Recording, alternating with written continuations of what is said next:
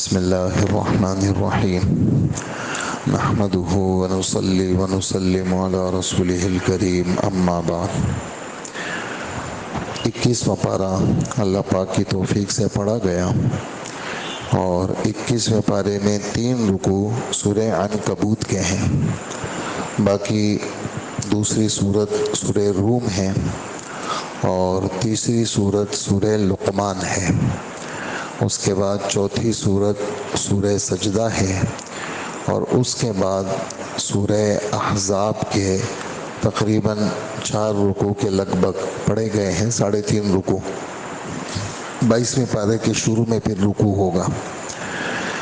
یہ جو سورہ عنکبوت ہے، گزشتہ کل میں نے عنکبوت کی وضاحت کی تھی، اور 21ویں پارے کی پہلی آیت قیامت تک کے تمام مسلمانوں کو حضور صلی اللہ علیہ وآلہ وسلم کی برکت سے 2 باتوں کی ترغیب ہے۔ ایک اللہ کے کلام کی تلاوت کی ترغیب ہے اور ایک نماز کی پابندی کی ترغیب ہے، اور پھر نماز کے فائدے کا ذکر ہے۔ ہمارے رب نے آسمانی جتنے احکامات اتارے ہیں، ایک تو حکم کی حیثیت ہے کہ اللہ کا حکم ہے، اس کو پورا کرنا ہے۔ ایمان والے اس کی وجوہات نہیں پوچھتے، ایمان والے کہتے ہیں کس کا حکم ہے؟ جی اللہ کا حکم ہے، پورا کرنا ہے۔ لیکن اس کے باوجود اللہ کا فضل، اللہ کا رحم ہے، اللہ پاک نے اس کے فوائد بتائے۔ مثال کے طور پر روزے کا فائدہ دوسرے پارے میں ہے کہ روزے کی برکت سے اللہ تمہیں تقویٰ دیں گے، اور زکوٰۃ کی برکت سے اللہ تمہارے مالوں کو پاک کریں گے۔ اللہ جل جلالہ تمہارے اندر کو بھی پاک کریں گے، مالوں کو بھی پاک کریں گے، مالوں کی حفاظت بھی کریں گے۔ اسی طرح حج کی برکت سے اللہ پاک تمہاری فقیری ختم کریں گے، اور اللہ جل جلالہ تمہارے اندر کے میل کچیل کو حج کی برکت سے صاف کریں گے۔ تو اسی طرح اس آیت کے اندر 21ویں پارے کی پہلی آیت میں نماز کا فائدہ بیان فرمایا ہے کہ نماز کو اگر اس کا استنجا، اس کا وضو اور نماز کے آداب کا خیال رکھا جائے تو نماز کی خاصیت یہ ہے کہ بے حیائی سے روکتی ہے، اور نماز کی خاصیت یہ ہے کہ وہ چیز جو شریعت کی نظر میں بری ہے اس کو منکر کہتے ہیں۔ وہ چیز جو شریعت کی نظر میں بری ہے، نماز اس سے روکتی ہے۔ اور ہمارے نبی صلی اللہ علیہ وسلم فرماتے ہیں من لم تنہہ صلاتہ عن الفحشاء والمنکر فلا صلاۃ لہ۔ نماز تو پڑھ رہا ہے لیکن اس کی نماز اس کو بے حیائی سے نہیں روک رہی اور ناشائستہ حرکتوں سے نہیں روک رہی، تو اس کی نماز ہی نہیں ہے۔ تو ہم میں سے ہر ساتھی اس آیت کو سامنے رکھ کر کے تھوڑی دیر توجہ دے اپنی نماز کو کہ آیا نماز کا میری طبیعت پہ اثر ہے یا نہیں۔ اچھا، پھر ہمارے لیے مسئلہ، حضرات نے یہ بات لکھی ہے تو میں آپ کی خدمت میں پیش کر رہا ہوں کہ ہم نے نماز کو اور باہر کی زندگی کو الگ الگ سمجھا ہے۔ جیسے ہم مسجد میں مسلمان ہیں تو باہر ہم کہتے ہیں کہ میں تو تاجر ہوں، میں تو بزنس مین ہوں، تو اس نماز کا اثر ہمارے باہر کی زندگی پہ نہیں پڑتا۔ تبلیغ کے اندر مولانا الیاس صاحب رحمۃ اللہ علیہ نے جو 6 نمبر مقرر کیے ہیں، ہر نمبر کا اپنا اپنا مقصد حضرت نے بتایا ہے، اور مولانا یوسف صاحب رحمۃ اللہ علیہ نے اپنے بیانات میں اس کی وضاحت کی ہے، اور بعد کے حضرات نے اس کو مزید کھول کے ذکر کیا ہے۔ تو تبلیغ کے اندر جو دوسرا نمبر ہے نماز، نماز کا مقصد کیا ہے؟ اللہ کا حکم تو سب جانتے ہیں، لیکن تبلیغ میں نماز دوسرے نمبر پر ہے۔ اس کا مقصد کیا ہے؟ نماز کا مقصد یہ ہے کہ میری باہر کی زندگی صفت صلاۃ پر آ جائے۔ جو میری نماز ہے، جیسے میں نماز میں ادھر ادھر نہیں دیکھتا، کہاں دیکھتا ہوں؟ سجدے کی جگہ پہ۔ رکوع میں کہاں دیکھتا ہوں؟ پاؤں میں دیکھتا ہوں۔ اتحیات میں کہاں دیکھتا ہوں؟ گود میں دیکھتا ہوں۔ سجدے میں نظر، اتحیات پہ نظر۔ اسی طرح میں نماز کے اندر ادھر ادھر کی چیزیں بھی سننا گوارا نہیں کرتا۔ تو جس طرح نماز کے اندر مومن ہے وہ باہر کے اندر بھی نماز والے اوصاف کو پیدا کرے کا یہ مقصد ہے نماز کا. تو اگر ایمان والے اپنے یہ نماز والی زندگی اور مارکیٹ والی زندگی اس کو بھی اس کے ساتھ میل کریں گے، جوڑیں گے، تو پھر اللہ پاک ان کی حفاظت کریں گے. اسی وجہ سے صحابہ کرام ایک اثر نقل کرتے ہیں، وہ فرماتے ہیں سوق المسلمین مصلاہم، مسلمانوں کا جو بازار ہے، کہا کہ وہ بازار الگ نہیں ہے، جیسے ان کی مسجد پاکیزہ ہوتی ہے تو کہا ان کے بازار بھی پاکیزہ ہے. وجہ اس کی یہ ہے کہ یہ ان چیزوں کو الگ نہیں سمجھتے. اور یہ جو ہماری نشستیں ہوتی ہیں مسجد کے اندر 10-15-20 منٹ کے لیے ہم آتے ہیں نمازوں کے لیے، جیسے فجر میں آ گئے، پھر ظہر میں آ گئے، پھر عصر میں، مغرب میں، عشاء میں، یہ 5 وقت کی آمد و رفت کیا ہے، یہ ہماری باہر کی زندگی پہ اثر ڈالے. اسی وجہ سے کہا جاتا ہے کہ انتظار والی نماز پڑھے. کیا؟ انتظار والی نماز، یعنی تھوڑی دیر پہلے آ کر کے صف میں بیٹھ جائے، تھوڑی دیر انتظار کرے تاکہ تمہارا دل دماغ کیا ہو جائے، نماز کی طرف مائل ہو جائے. اور اسی وجہ سے نمازوں سے پہلے نماز کو رکھا ہے، جیسے فجر سے پہلے سنت کو رکھا ہے، ظہر سے پہلے سنت کو رکھا ہے، عصر سے پہلے بھی سنت ہے، مغرب کی نماز فوراً ہے، کسی وجہ سے اس کی فوراً کا حکم ہے، لیکن اس میں بھی اگر موقع ہے تو 2 رکعت پڑھنے میں کوئی حرج نہیں ہے. لیکن اگر تاخیر کا اندیشہ ہے تو پھر وہ 2 رکعت ہم نہیں پڑھتے، یعنی احناف نہیں پڑھتے. عشاء سے پہلے بھی وقت دیا ہوا ہے کہ بھئی نہ کچھ پڑھ لو تاکہ تمہاری فرض کے اندر تمہاری طبیعت لگ جائے. تو نماز ایک بہت بڑی دولت ہے، اللہ ہم سب کو نصیب فرمائے. اور نماز کی بنیاد اللہ کی یاد پر ہے. نماز کی بنیاد کس پر ہے؟ اللہ کی یاد پر ہے. نماز کی بنیاد اللہ کی یاد پر ہے. اور اس کائنات میں سب سے بڑی چیز وہ اللہ کا ذکر ہے. کائنات میں سب سے بڑی چیز جو آسمان سے اتری ہے ان چیزوں میں سب، اور پوری شریعت کا خلاصہ الف سے یا تک وہ اللہ کا ذکر ہے، اللہ کا نام ہے. اللہ کا نام زندہ ہو جائے. پورے قرآن کا خلاصہ اللہ کا نام زندہ ہو جائے، اللہ ہی ہر جگہ ہو. تو اس وجہ سے یہاں پر یہ ٹکڑا ہے وَلَذِكْرُ اللَّهِ اکبر، اللہ کا ذکر سب سے بڑی چیز ہے. اور ایک حدیث میں آپ سنا چکا ہوں آپ کو، مجھے یاد ہے کہ اللہ کے رسول صلی اللہ علیہ وسلم فرماتے ہیں کہ یہ جو صفا مروہ ہے، یہ جو شیطانوں کو کنگریاں مارنا ہے، یہ جو طواف ہے، یہ جو منی عرفات مزدلفہ ہے، یہ پورا جو حج کا پورا نظم ہے، کہا کہ یہ اللہ نے اس لیے مقرر کیا ہے تاکہ اللہ کا نام زندہ ہو جائے. روزہ کون سا افضل ہے؟ جس میں اللہ کا نام زیادہ ہو. جہاد کون سا افضل ہے؟ جس میں اللہ کا نام زیادہ ہو. زکوٰۃ جب ہم نکالتے ہیں یوں لیتے ہیں تو ہمارے دل دماغ، سب کے دل دماغ میں یہ میں اللہ کو دے رہا ہوں. کس کو دے رہا ہوں؟ تو وہاں بھی یہ اللہ کا نام لیتا ہے. جب یہ احرام پہنتا ہے تو اس وقت بھی اللہ کا نام لیتا ہے. تو ہر جگہ اللہ ہی اللہ ہے. تو اس وجہ سے اللہ کا ذکر سب سے بڑی دولت ہے. اس پارے میں اہم ترین بات وہ یہ بات ہے. اسی طرح اس پارے میں یعنی یہ جو 2-3 رکوع ہیں، ایک بات یہ بھی ہے کہ عمومی طور پر انسان کو اپنی روزی کی بڑی فکر ہے. اس روزی کی وجہ سے وہ اللہ کے حکموں کو توڑتا ہے، فرض اس سے چلا جاتا ہے. کیوں؟ بھئی روزی کا آپ کو پتہ نہیں میں حلال روزی کما رہا ہوں، وہ فرض نماز چھوڑ دے گا. اور آپ کو پتہ نہیں میں حلال روزی کما رہا ہوں، فرض حج نہیں کرے گا، حالانکہ پیسے موجود ہے، حج پہ نہیں جائے گا. اور یہ سمجھے گا کہ یار میرے باپ نے نہیں کیا، ماں نے نہیں کیا، پہلے ان کو کراؤں، حالانکہ اس پہ فرض ہے. تو یہ فرائض کا تارک بنتا ہے روزی کی وجہ سے. اللہ جل جلالہ ارشاد فرماتے ہیں کہ دیکھو کائنات میں کتنے جانور ایسے ہیں جو اپنی روزی کو سنبھال کے نہیں رکھتے. صرف اکا دکا جانور ہے، جیسے چیونٹی ہے وہ اپنے بل میں کچھ رکھتی ہے، چوہا ہے وہ اپنے لیے کچھ رکھتا ہے، سانپ ہے وہ اپنے بل میں کچھ رکھتا ہے، باقی جتنے جانور ہیں اللہ پاک فرماتے ہیں سب کو میں کھلاتا ہوں اور تمہیں بھی میں کھلاتا ہوں۔ اس وجہ سے اپنے روزی کے لیے کوشش سے ہم منع نہیں کرتے، لیکن روزی کے اندر اللہ کا حکم مت توڑنا۔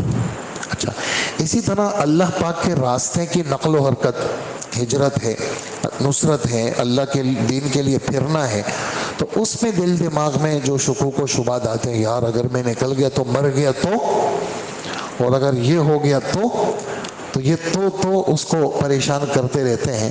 تو اللہ جل جلالہ فرماتے ہیں دیکھو میرے دین کے لیے میری زمین بڑی وسیع ہے، میرے دین کے لیے نقل و حرکت سے پیچھے مت ہٹو، اور جو چیز تمہیں چھیڑ چھاڑ کر رہی ہے نا اس سے مت ڈرو، اس لیے کہ وہ تو سب پہ آنی ہے اور اس کا پتہ ہی نہیں ہے کہ وہ کہاں آئے گی۔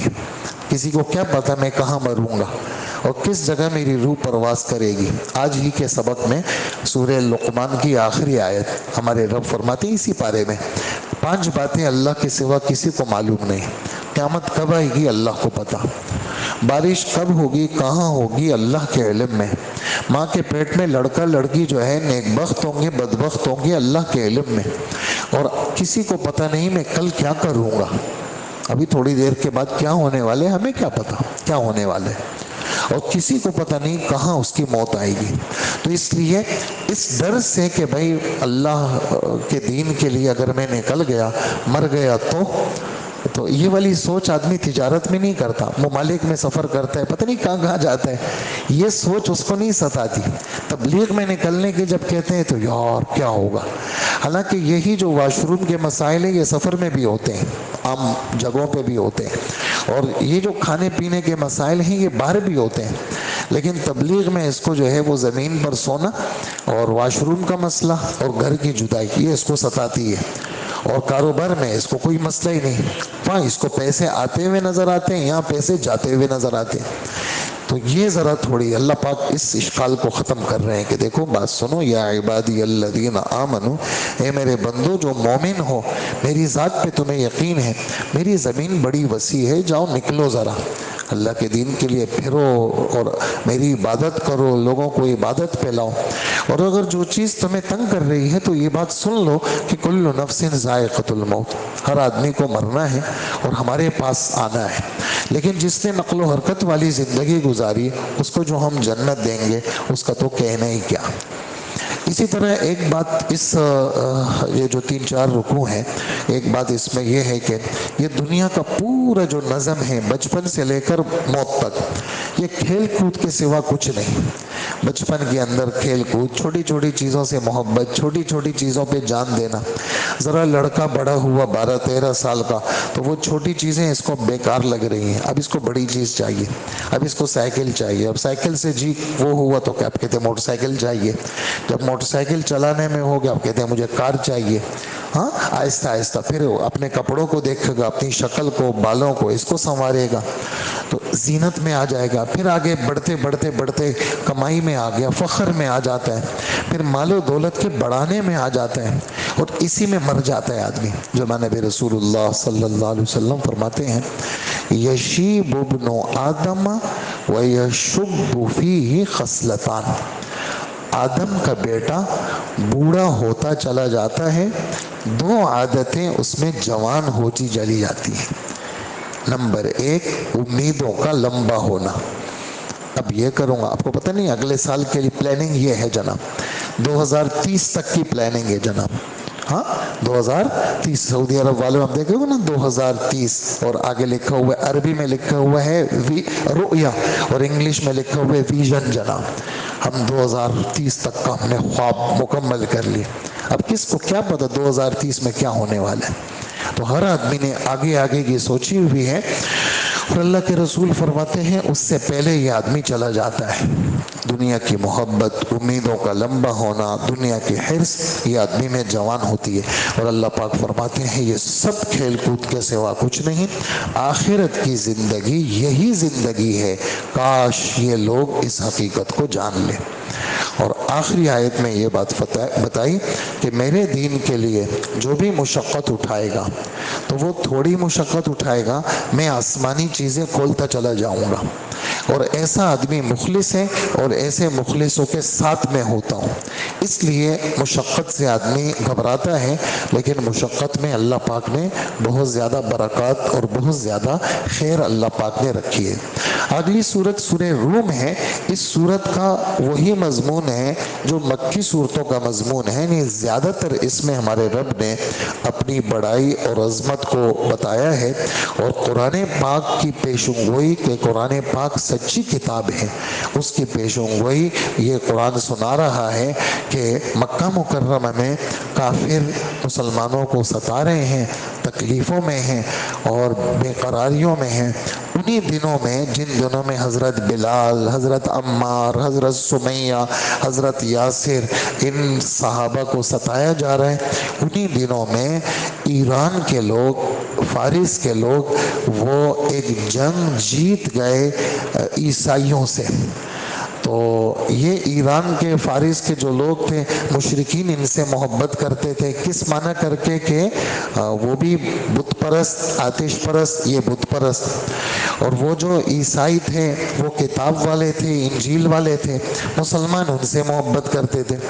تو یہ خبر جب پہنچ گئی مکہ مکرمہ کے فارس والے جیت گئے، تو اس پر انہوں نے کہا کہ دیکھا ایک دن ایسا آئے گا ہم تم سے جیتیں گے، اور جیسے فارس والوں نے ان کی پٹائی کی ہے، ہم تمہاری پٹائی کر کے تمہیں مکہ سے نکالیں گے.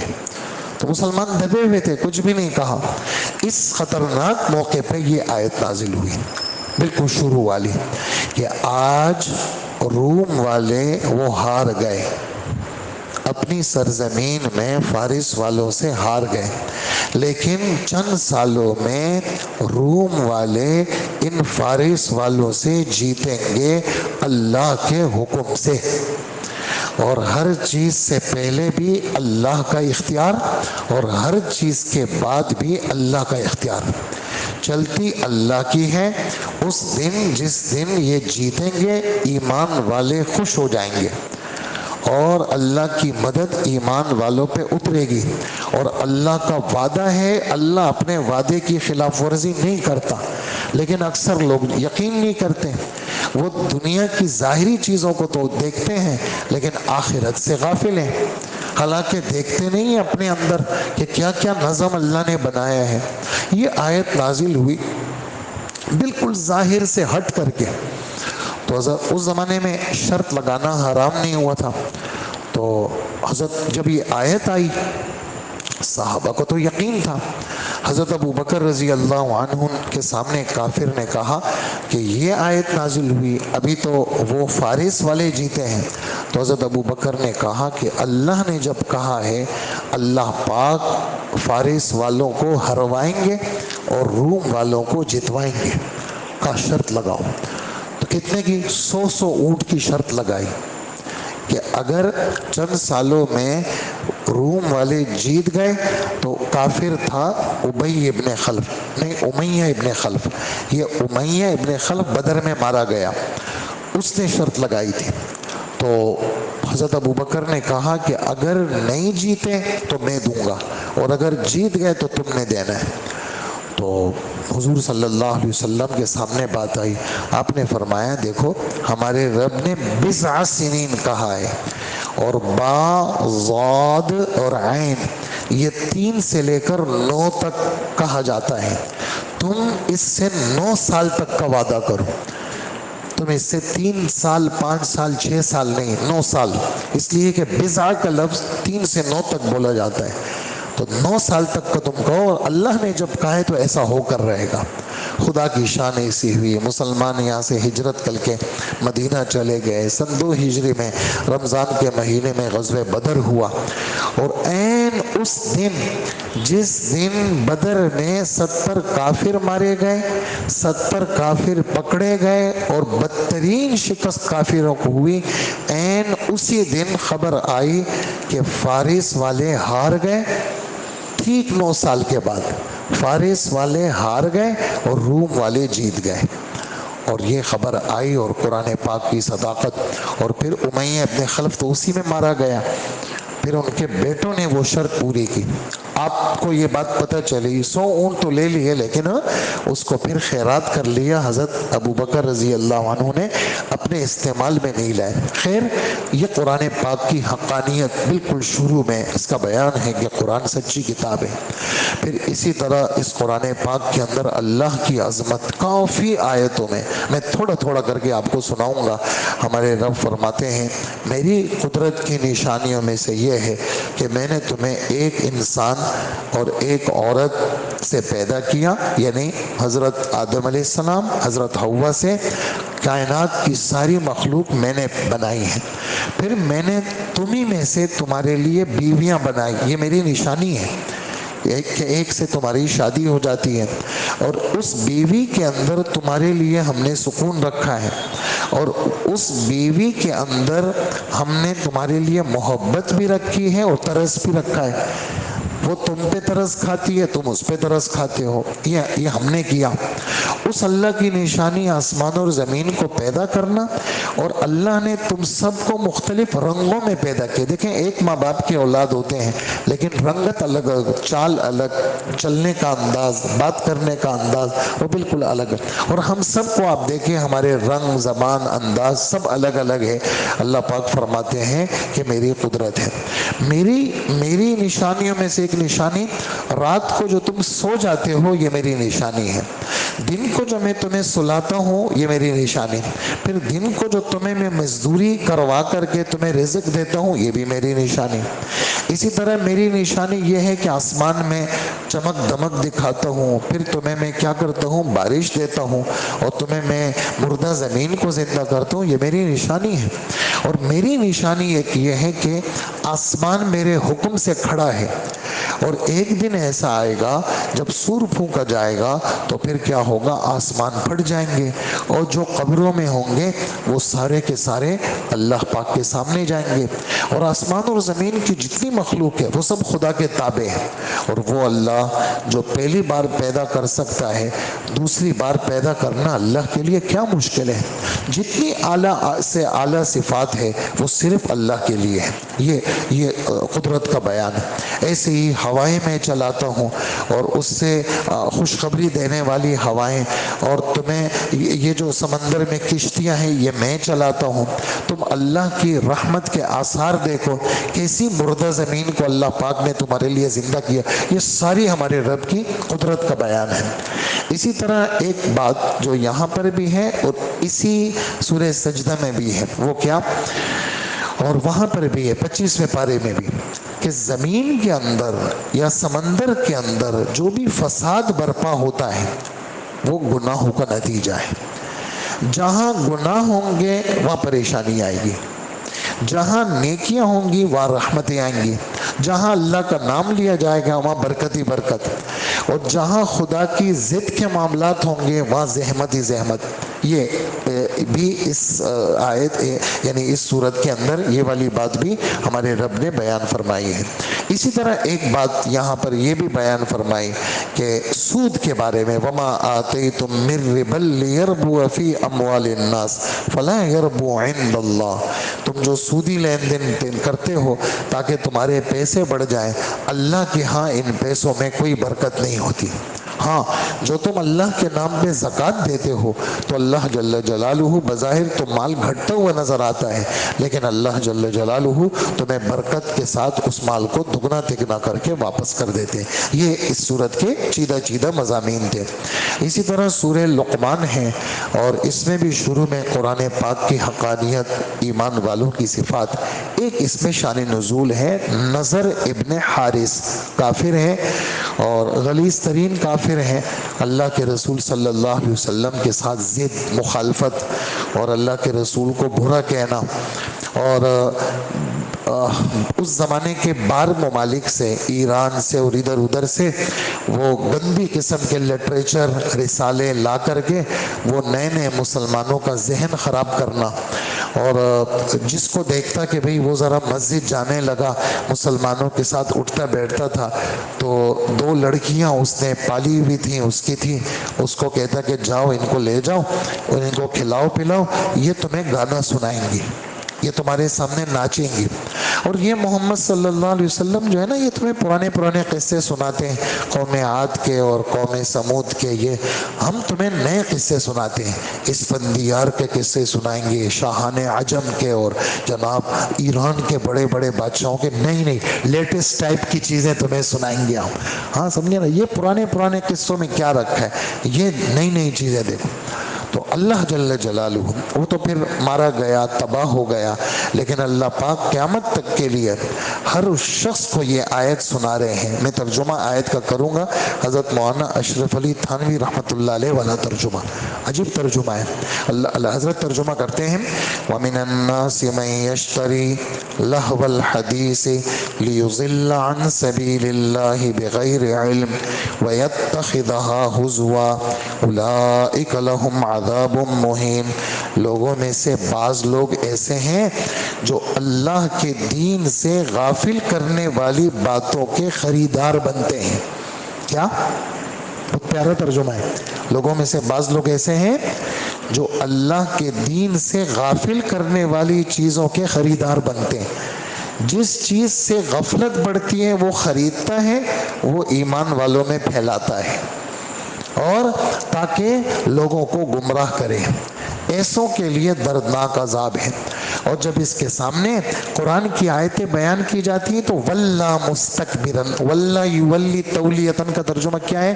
یہ والی ہے یوں کرنا، ادھر آیتیں بیان ہو رہی ہے، اس نے یوں کر لیا، مستقبرن، منہ بھی موڑ لیا اور تکبر بھی کر رہا ہے۔ کأَلَّمْ يَسْمَعْهَا، گویا اس نے آسمانی بات سنی نہیں، حالانکہ سن لی ہے۔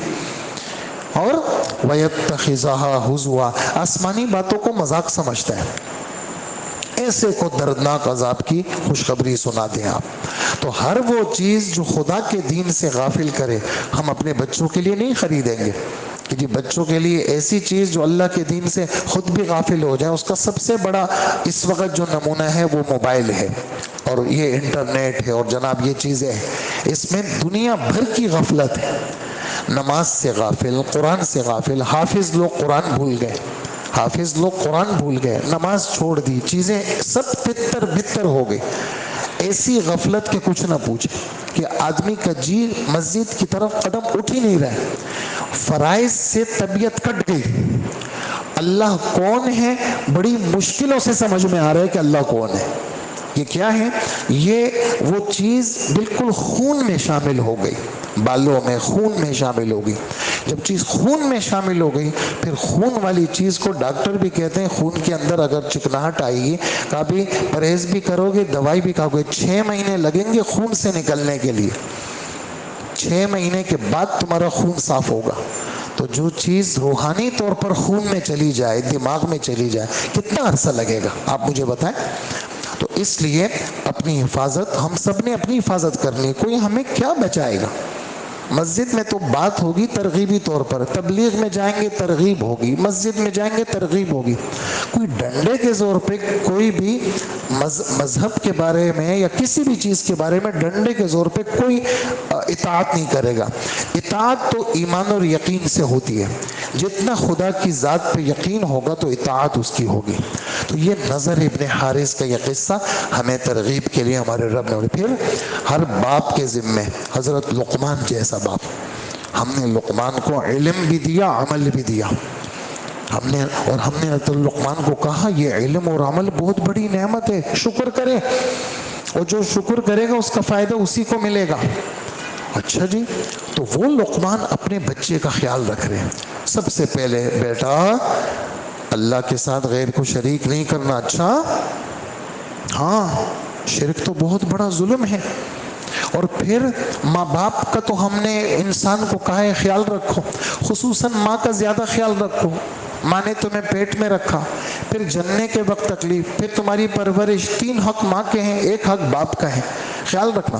لیکن اگر یہی ماں باپ تجھے کہیں مسجد نہیں جانا تو ماں باپ کی نہیں ماننا، یہی ماں باپ تجھے کہیں کہ حج پہ نہیں جانا، ماں باپ کی نہیں ماننا، یہی ماں باپ تجھے کہیں اللہ کے دین کے لیے کوئی کوشش نہیں کرنا، ماں باپ کی نہیں یہ ماں باپ تمہیں کہیں خدا کو چھوڑ دو، نہیں خدا کو نہیں چھوڑنا، ماں باپ کا خیال رکھنا ہے، ان کی خدمت بھی کرنی ہے، لیکن پیروی کس کی کرنی ہے؟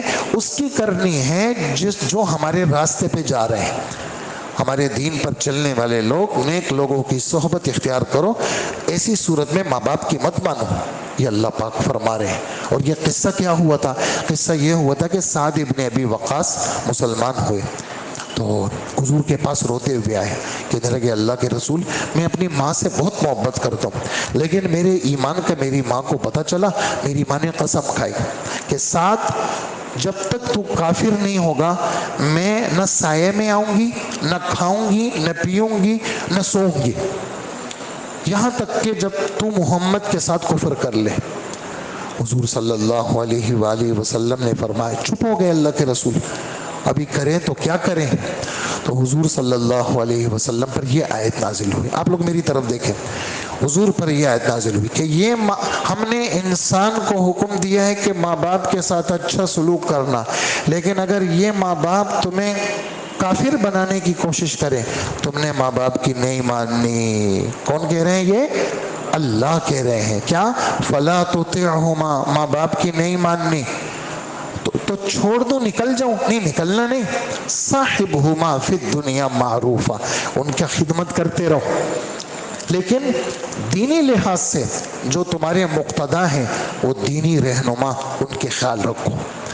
اسی طرح اپنے بیٹے کو کہا، بیٹا ایمان اور یقین بڑی مضبوط چیز ہے، گناہ سے بچ کے رہنا، نیکی کا خیال رکھنا، اگر تم نے گناہ سے تم نہیں بچے اور نیکی کا خیال نہیں رکھا تو سن لو یہ بات، کل قیامت کے دن جاؤ گے، نیکی یا بدی رائی کے دانے کے برابر بھی اگر ہوگی، زمین میں ہو، پہاڑ میں ہو، کہیں پر بھی ہو، اللہ اس کو لے آئیں گے۔ اے میرے بیٹے، شرک سے بھی بچنا اور نمازوں کا خیال رکھنا اور تبلیغی نقل و حرکت میں رہنا، ہاں نیکیوں کا، لوگوں کو نیکیاں بتاتے رہنا اور برائیوں سے منع کرتے رہنا۔ اس پہ لوگ تیرا مذاق اڑائیں گے کہ بڑا بزرگ ہو گیا تو، کل کو یار ہمارے ساتھ تو ایسا تھا اور آج ہمیں تبلیغ کر رہے ہیں۔ گھبرانا نہیں، لوگ تمہارا مذاق اڑائیں گے، اس پہ صبر کرنا، اور یہ صبر یہ ہمت کے کاموں میں سے ایک کام ہے۔ اور بچے میری بات سنو، اپنی چال کو عاجزانہ رکھنا، چال کو وقصد فی مشیک، چال کو عاجزانہ رکھنا، اکڑ کے مت چلنا۔ اور زمین کے اندر اللہ پاک یہ متکبر اور فسادیوں کو اللہ پسند نہیں کرتے۔ چال عاجزانہ ہو، آواز تمہاری دھیمی ہو، بڑی زور سے بازاروں کے اندر جیسے لوگ چیختے چلاتے ہیں، گھر میں چیخنا کبھی بھی نہیں، چیخنے چلانے سے بچ کے رہنا۔ کیوں؟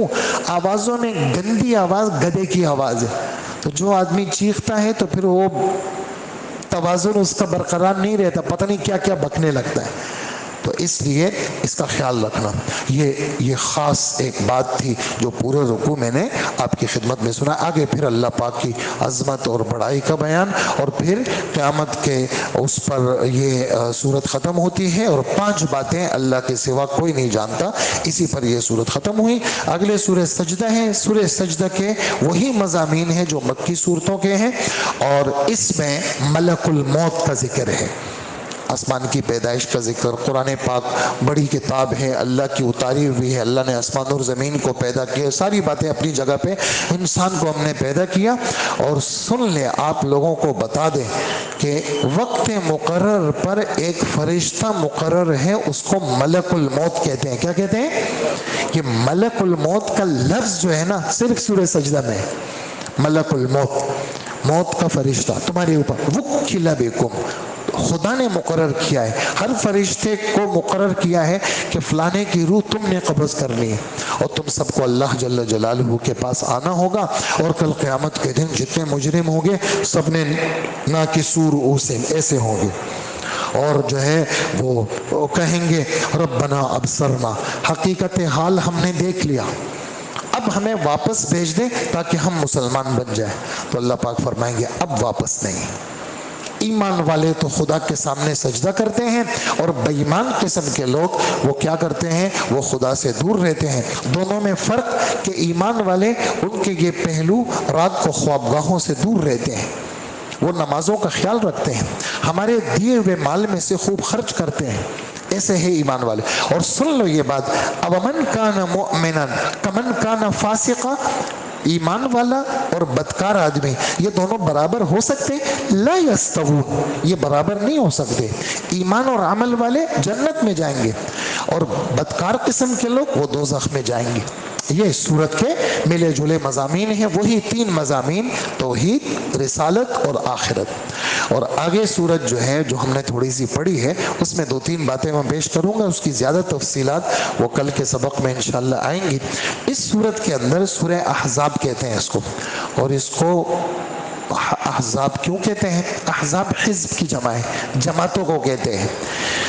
سن 5 ہجری میں 10,000 کا لشکر کافروں کا مسلمانوں کے اوپر حملہ کرنے کے لیے مدینہ آنے لگا، تو مدینہ کے شمال مغرب میں اللہ کے رسول صلی اللہ علیہ وسلم نے حضرت سلمان فارسی رضی اللہ عنہ کے مشورے سے خندق کھدوائی۔ ٹھیک ہے، ایک طرف تو کھجوریں تھیں، ایک طرف پہاڑ ہیں، ایک طرف آبادی ہے۔ یہ طرف جو خالی تھی جہاں سے دشمنوں کی آمد کا اندیشہ تھا، وہ اتنی بڑی خندق کھودی کہ لمبائی تو اس کی تھی لیکن چوڑان اس کی اتنی تھی کہ کوئی تیز رفتار گھوڑے والا اگر اس سے چھلانگ لگائے تو وہ چھلانگ نہیں لگا سکتا، اور اگر کوئی گر جائے تو اوپر چڑھ نہیں سکتا۔ اور حضور صلی اللہ علیہ وسلم کے 3,000 صحابہ نے کھدائی کی، اور ہر ساتھی کے ذمے 10 گز کھدائی ذمے لگائی گئی۔ تو یہ اس میں مسلمانوں پہ بڑی تکلیف آئی، لیکن اللہ جل جلالہ نے کافروں کو اس میں کیا دے دی؟ شکست دے دی۔ اس غزوے کی وجہ سے اس کو سورہ احزاب کہتے ہیں۔ اس کو کیا کہتے ہیں بھائی؟ ٹھیک ہے، اور سورہ احزاب اس بنیاد پہ کہتے ہیں، اور اسی میں بنو قریظہ کا جو غزوہ ہے وہ بھی ہوا، اور زیادہ تر اس میں 2-3 رکوع کے اندر منافقین کی جو حرکتیں ہیں اور جو مسلمانوں میں بزدلی پھیلاتے ہیں اس کو ہمارے رب نے ذکر کیا ہے۔ اور زیادہ تر مفسرین کیا لکھتے ہیں؟ سورہ احزاب کا بڑا مضمون حضرت محمد صلی اللہ علیہ وسلم کا ادب، آپ کا احترام، آپ کا دل سے قدر کرنا، اپنی جان سے، اپنی مال سے، اپنی چیزوں سے سب سے زیادہ معزز محمد صلی اللہ علیہ وسلم ہے، وہ آیت بھی یہاں پر ہے۔ مسلمانوں کی مائیں، حضور کی بیویاں مسلمانوں کی مائیں ہیں، وہ بات بھی یہاں پر ہے۔ نمبر 3، وہ بچے جو تم نے گود لیے ہیں، کسی کا بچہ ہے، تم نے اس کو پالا، وہ تمہارا سگا بیٹا نہیں ہو سکتا، وہ اپنے ماں باپ کا بیٹا ہے، تمہارا نہیں ہے۔ خبردار جو تم نے اس بیٹے کی طرف اپنی نسبت کی کہ یہ میرا بیٹا ہے، بلکہ تم اگر اس کے باپ کو جانتے ہو سگے تو اس کی طرف نسبت کرو، اگر نہیں جانتے ہو تو اپنے بیٹے کا نام، یعنی کہ یہ میرا بیٹا ہے، اپنے نام کے ساتھ لگانا تمہارے لیے حرام ہے، ناجائز ہے۔ اللہ جل جلالہ نے یہ والی بات بھی فرمائی، اور ایک بات یہ بھی فرمائی کہ حضرت محمد مصطفیٰ صلی اللہ علیہ وسلم آپ کی ہر چیز میں ہم ایمان والوں کے لیے نمونہ، لیکن ایمان والے کون؟ جو آخرت کی امید بھی رکھتے ہوں، خوف بھی رکھتے ہوں، اور اللہ کو یاد بھی کرتے ہوں۔ اور صحابہ اصلی وہ لوگ تھے۔ منافقین انہوں نے کہا کہ اللہ اور اس کے رسول کے سارے وعدے دھوکے پر مبنی، کنہوں نے کہا؟ منافقین نے۔ اور صحابہ نے کیا کہا؟ صدق اللہ ورسولہ، اللہ بھی سچے، اللہ کا رسول بھی سچا۔ یہ ایمان والوں کے اندر کی بات تھی۔ اور کچھ ایمان والے ایسے ہیں جنہوں نے جو منت مانی تھی خدا کے نام پہ قربان ہونے کی، وہ پوری کر لی۔ کچھ ایمان والے انتظار میں ہیں، اور انہوں نے جو منت مانی تھی اس میں کوئی تبدیلی نہیں کی، اور مرتے دم تک وہ اس نہج پر قائم رہے. کون؟ حضرات صحابہ کرام رضی اللہ عنہم اجمعین. یہ مضامین یہ میں نے آپ کو 2-3 رکوع کے سنائے. آگے یہ صورت کافی ساری چیزوں پر مشتمل ہے. کل کا سبق انشاءاللہ اس سلسلے میں ہوگا. اللہ پاک ہمیں عمل کی توفیق عطا فرمائے.